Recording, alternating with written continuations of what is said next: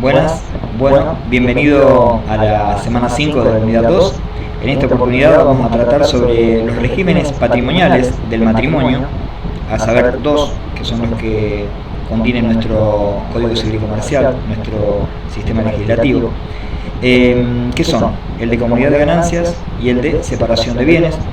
Como les he mencionado en las anteriores oportunidades, tenemos que hacer el abordaje de esta temática a través de ver y escuchar este video, luego pasar a la lectura de un articulado del Código Civil y Comercial que abarca de los artículos 463 a 466 y del artículo 505 al artículo 508. También el libro de Marisa Herrera. A posteriori procederá a la lectura desde la página 144 a la página 154. Desde la página 144, donde dice régimen de comunidad, hasta la 154, donde dice extinción de la comunidad. Bueno, dicho esto, tenemos que hablar de lo que se entiende por un régimen de separación de bienes o el régimen de comunidad de ganancias. A falta de un acuerdo expreso de partes, se entiende que el régimen que existe es el régimen de comunidad de ganancias, que es el antiguo, es el tradicional, ¿verdad? El que rigió hasta antes de la reforma del Código Civil y Comercial, que se implementó en el año, en realidad del nuevo Código Civil y Comercial, que se implementó en el año 2015. Hasta ese momento, el régimen que existía para el matrimonio era el régimen ganancial, o llamado régimen de comunidad de ganancias. ¿Qué diferencia hay en cuanto a los efectos de uno u otro régimen? Que en el régimen de separación de bienes, los integrantes del matrimonio poseen los bienes justamente por separado, a pesar de estar casados, los bienes que adquiere cada uno ingresa a su patrimonio, no responden por las deudas del otro, los bienes están perfectamente separados. Uno es el dueño de sus bienes, el otro es el dueño del otro y no tienen por qué rendir cuentas hacia uno u otro. Excepto lo que habíamos comentado anteriormente de lo que tenía que ver con la vivienda familiar, los bienes que formaban parte también de esa vivienda familiar, o lo que tiene que ver con la responsabilidad solidaria por deudas, que ya lo habíamos hablado. En lo que respecta al régimen justamente que habíamos dicho, el régimen de comunidad de ganancias, a falta de una opción por el régimen de separación de bienes, que es libre para las partes. En el régimen de comunidad de ganancias, precisamente, los bienes que cada uno de los cónyuges adquiere pertenecen a la comunidad. Pertenecen a la comunidad de ganancias.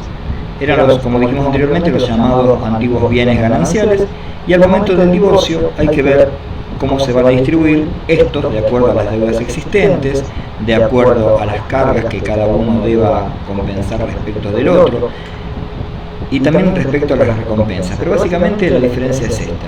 En el régimen de separación de bienes, cada uno tiene los bienes propios, no tiene que dar cuenta de ellos al otro, no tiene por qué otorgarle ningún tipo de participación, con las excepciones que ya habíamos hablado, y al momento de la extinción de estos bienes, cada uno se lleva lo suyo. En el de comunidad de ganancias, como vuelvo a repetir, los bienes pertenecen a la comunidad.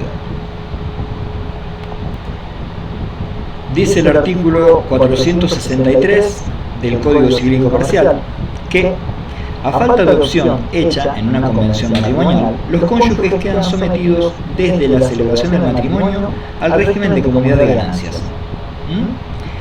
No puede estipularse que la comunidad comience antes del matrimonio o después del matrimonio, excepto el cambio del régimen patrimonial, que es el que está previsto en el artículo 449.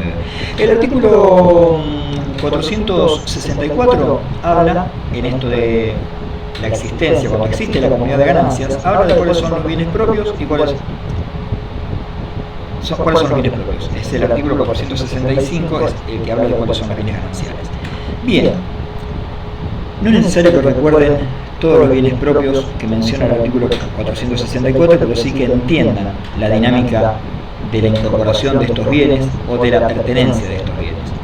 Perfecto. El artículo 464 habla de que son bienes propios de cada uno de los cónyuges los bienes de los cuales los cónyuges tienen la propiedad, otro derecho real, como por ejemplo un usufructo, o la posesión de ese bien, al tiempo de la iniciación de la comunidad. Es decir, antes de casarme, yo ya tenía un bien. Entonces, como yo era propietario de ese bien, como yo tenía el usufructo de ese bien pertenece a mi propiedad, está dentro de mi patrimonio. Bien, también el inciso B menciona que son también bienes propios los adquiridos durante la comunidad por herencia, legado o donación.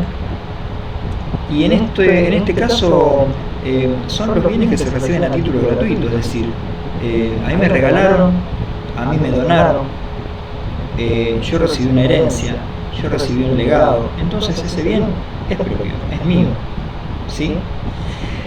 El inciso C habla de aquellos bienes que han sido permutados, cambiados por otros con bien propio. Por ejemplo, yo ingreso a mi matrimonio con un auto de determinado valor, supongamos 10 millones de pesos, lo cambio por otro auto del mismo valor.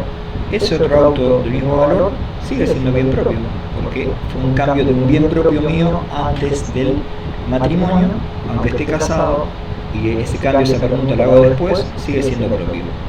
Cuando hay una inversión de dinero propio, supongamos que yo a este auto, mi auto, en vez de permutarlo, lo vendo, tengo dinero y compro algo, puedo comprar otro bien, invierto tal vez en un inmueble económico, muy económico, y ese inmueble también va a seguir siendo propio. Bien, el inciso D habla de aquellos créditos o indemnizaciones que entran en el patrimonio de uno de los cónyuges a cambio de otro bien propio. Viene a ser lo mismo que en este caso. Yo tenía un automóvil, hay un accidente de tránsito, un automóvil que era un bien propio, hay un accidente de tránsito, el bien que ingresa o el dinero que yo cobro, como este automóvil era un bien propio, este dinero que yo cobro como indemnización también es un bien propio. Bien, luego el 464 sigue enumerando una serie de supuestos que ustedes es necesario que lo vean, lo lean y lo sepan. El artículo 465 habla de bienes gananciales y menciona que son bienes gananciales los creados o adquiridos por título oneroso o los que comenzaron a poseerse durante la comunidad por uno u otro de los cónyuges. Yo, estando casado con el producto de mi trabajo, compro un auto, este bien es ganancial, no es propio. El inciso B menciona aquellos bienes que son adquiridos durante esta existencia de la comunidad por hechos de azar como la lotería, los juegos y las apuestas. El inciso D habla de los frutos civiles de la profesión, el trabajo, el comercio y la industria. Los frutos civiles es el dinero que yo gano de la profesión, de mi trabajo. Ese dinero es ganancial. También el inciso G, a modo de ejemplo, menciona aquellos créditos e indemnizaciones que subrogan a otro bien ganancial, es decir, que ingresan a cambio de otro bien ganancial. También son gananciales. Bueno, y luego sigue enumerando una serie de bienes que tienen este carácter, ¿sí? Bueno, y ahora es el momento de reiterar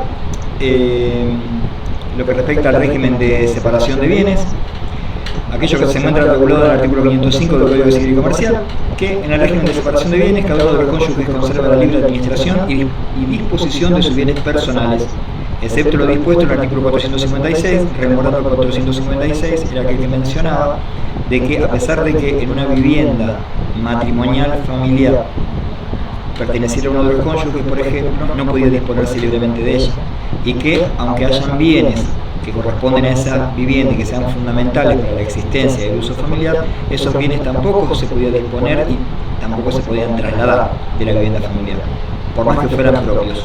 También dice el artículo 505 que cada uno de los cónyuges en el régimen de separación de bienes responde por las deudas por él contraídas. Recordamos, excepto lo dispuesto en el artículo 461, que tenía que ver con aquellas obligaciones de carácter o deudas de carácter solidarios que atañían al funcionamiento normal de un hogar, como por ejemplo la educación de los hijos.